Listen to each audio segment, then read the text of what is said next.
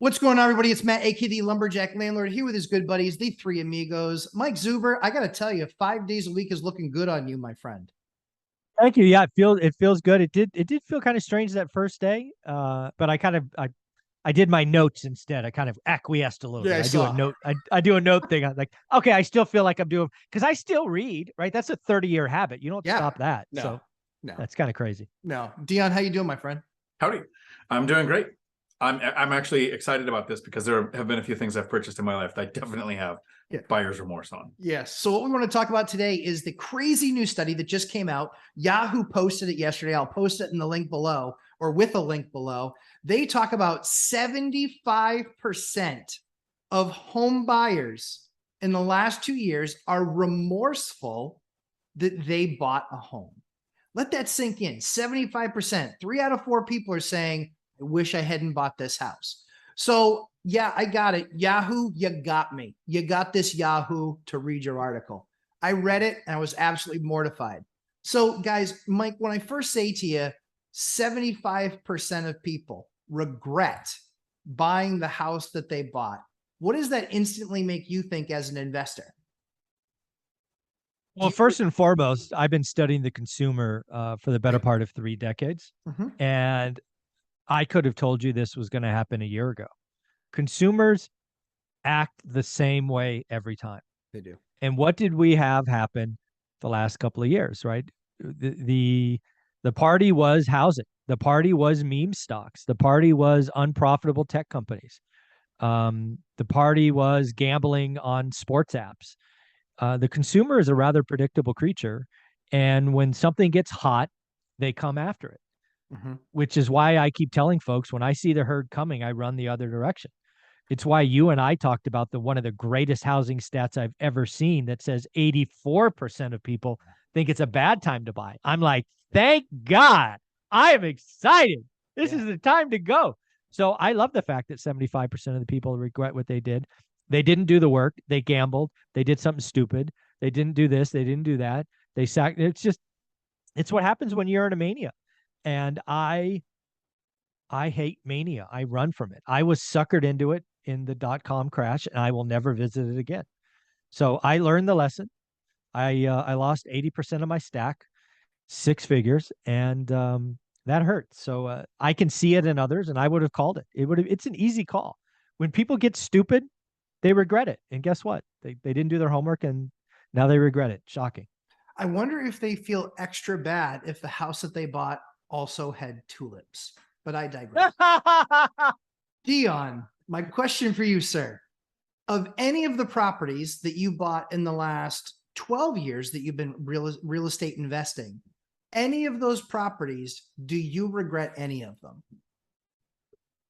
No. So unequivocally, it could be a short video, but I want to explain the problem and why I kind of understand why 75% of people are unhappy with the purchase of a house in the last 2 years.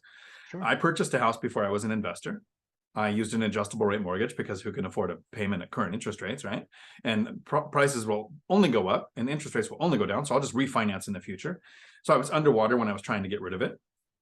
Think of buying something like an RV or a boat or a quad. You want to buy a quad runner and you just go buy one. You go and you listen to the salesperson, you buy the one you get to the dunes to go ride your quad runner. It doesn't have the power to make it up what you want. It's not comfortable. It doesn't have what you're looking for. So now you have remorse. If a home buyer, if somebody buying an asset, like there are things that I've purchased 100% of the time, and I was dissatisfied and had buyer's remorse because I didn't do the research, I didn't have standards, and I didn't understand the goal. So if a home buyer is buying a goal, is it the view, the commute to work, the school district for your kids, the payment? If an investor is buying, this is where we do the research. We have standards and we understand the goal. What I've learned is I am not allowed to buy wedding rings. But when it comes to properties, do the research like an investor. Understand your standards. What will you compromise on? I don't want turnovers. Thank you for that, Mike. I don't want turnover, so I buy assets that help limit tenant turnover. Yes. If you're going to buy a house as a home buyer and you're not, like the article that you're referencing, the biggest complaint was there was no parking. because of Right. a pre-existing lawsuit Right. that any amount of research would have uncovered. Literally any level of due diligence. The main concerns of this millennial that purchased were that she found out that she didn't have parking in her place. She found out that she then realized she didn't really like the layout of her house. That location like kind of wasn't the best. And so now I'm looking at doing everything I can to get out of the unit. Guys, that is a clear case of FOMO. That is a clear case that she bought this thing based on a fear of missing out. What I will say is this. I think that, again, because they're not well acquainted with the math, they likely have a 3% mortgage rate where they haven't done the work yet to really understand what their new rent payment's going to be or their new mortgage payment's going to be. And so this is how people that even on its face regret the decision that they made and are so unhappy with the decision that they made that they won't even go back and reference the numbers. And when you reference these numbers, she's going to be looking at a 7 and 8% mortgage where she goes. She's going to be looking at rents that are markedly higher than what her mortgage is for the same type of property. So, Mike, as a landlord, as somebody that's done well over 200 deals, closer to 300 deals, you regretted any of those? No, I've taken on. I mean, there's a video on my channel of a house that I picked up for $30,000 that probably should have been torn down. We remodeled every lick of it. It was the hardest project we ever took on, and we ended up selling that. And this is one of my 50 plus flips, and I don't know, making $85,000. You get paid to solve problems, and when Yes. you do the work, and I've never had FOMO, but I can see it coming. Sure. Right? I do the work, write lots of offers. I'm okay not getting it. I don't get in bidding wars. These are all just standard things as an investor. I don't have those things. To me, it's a number on a spreadsheet. And so I will be very clear. Some of the deals I bought didn't operate like I expected on a spreadsheet. Spreadsheets can be wrong. Sometimes they lie. Sometimes variables are different. But when you buy with certainty on variable on cost and fixed rate debt, and you hold for a while, time heals all wounds. So no, I don't regret any purchase, or I guess I regret a couple of sales. How about that? I regret selling a couple, but I don't regret buying anything. I do regret selling. That's an interesting twist. Yeah. So if we can give people kind of the eyes into the future, right? We would all buy all of our 2012 and 2013 deals. We'd buy every single one of them all over again. And we'd probably go and start donating bodily fluids to buy more if we could do it over again, knowing what we know now. I'll do you one better. I bought, I It's all think in 2020, I think I flipped 12, it might have been 13 properties. Anything between a house and a sixplex. I wish I kept all 6 of those, or 12 or whatever those were, 12 or 13 of them. Again, I regret what I've sold, not what I bought. Yeah. In 2020, not 12, like 2020. Even 2 years ago. Yeah. Right. Yeah. Dion. So just to go on the 2 year ago thing, you talked about our 2012, 2013, we would buy them all again, right? In 2020, I purchased 2 properties. And in 2021, I purchased 1. The units of those 3 doubled my portfolio, over doubled my portfolio. It was my first 4-plex, my first triplex, and then a duplex. I would love, I think any investor right now would love to buy any property at 2020 or 2021 prices and interest rates. Right. Like put those 2 together.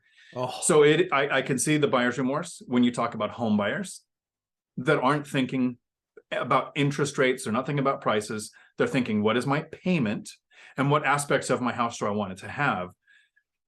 But if it is, I regret buying in 2020 or 2021 because I wish I had purchased now, I don't think that person exists. No, I don't think they would either. And I think the other thing that I kind of wanted to, talk about in this was kind of the last piece is if you look at it and they purchased in those last couple of years and now they have that level of FOMO, the concern that I have is that all of these investors, the reason why most, and I'd say it's 98% plus, don't have that FOMO when they're buying a unit, it's because they have to do all the math to make sure all the numbers work. they're acutely aware of interest rate impact. They're acutely aware of work that needs to be done on a property. They're acutely aware of all of those factors. And I think this is a lesson that home buyers should take and say, wow, if we had just done that level of diligence on this, we wouldn't have ended up where we ended up, because I don't have all properties that I love where they're located, but every one of those deals still well performed. Mike? Yeah, again, it's really hard, right? Because the thing that I struggle with on my channel sometimes is I'm an investor, a well-skilled investor, and I don't operate with the lens of a homeowner. And sometimes my words and attitude get in the way of that. A lot of the people that are going to have this regret are going to be homeowners. Sure. Because they got into the vortex of bidding wars and I got to have a house now nonsense, which made housing go up 40 some odd percent in 2 years in some markets. So it's easy for us to sit back and say, hey, it's all about math. But when you're a homeowner and your kids in the school, it's different. We don't, like when we bought the house that we live in, math was not part of the equation. It was like, we're going to buy in that zip code for that school, go. And we bought the first thing that we could. So I get it, right? It would have been a challenge to try to get into that in 2020 and 2021. It would have been hard. Yeah, I think so. I see that piece of it, but I think that that's when you have to slow is smooth and smooth is fast. And you have to, you don't cut corners, because that's that 75% of people that regret buying. I think that they would all admit that they cut corners. Well, of course they did. Right. It's the vortex. Of course. 100%. But again, like, so if you step back and they would not have cut corners, they wouldn't have done the deal. But I guarantee you, some of that 75% would have regretted not buying something. So these are people that would regret no matter what. They're just unhappy. Okay. Sorry. Sure. Dion? Sometimes it's really hard to think from the perspective of the person who doesn't own the assets.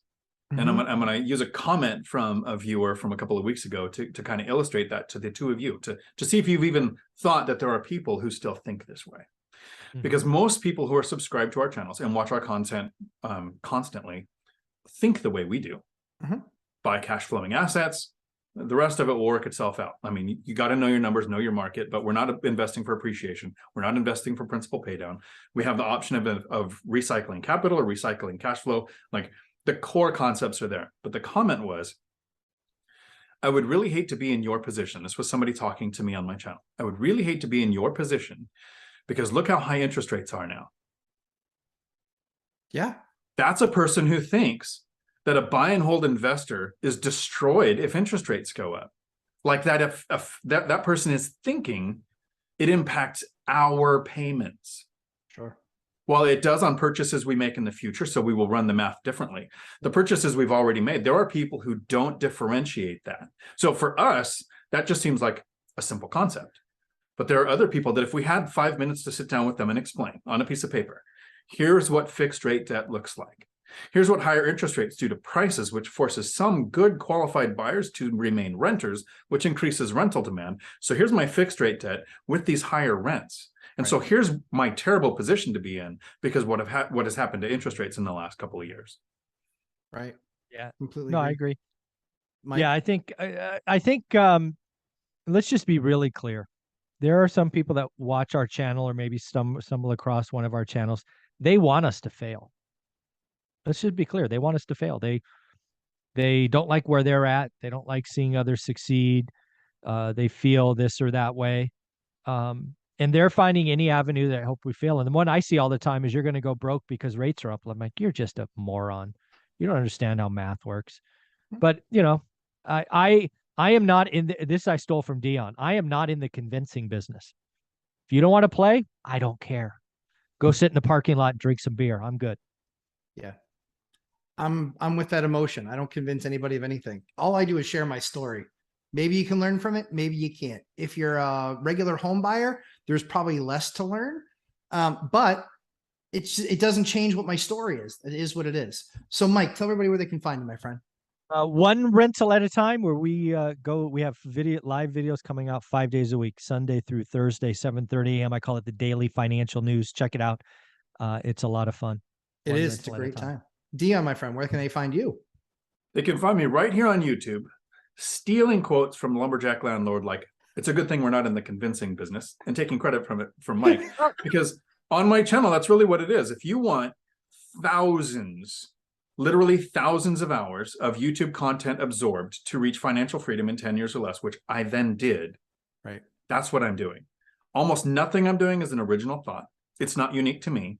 I went to guys like you who survived the 2008 housing crash. What strategies worked for you? Mike's diversifying into some Section 8, me doing that to protect my retirement.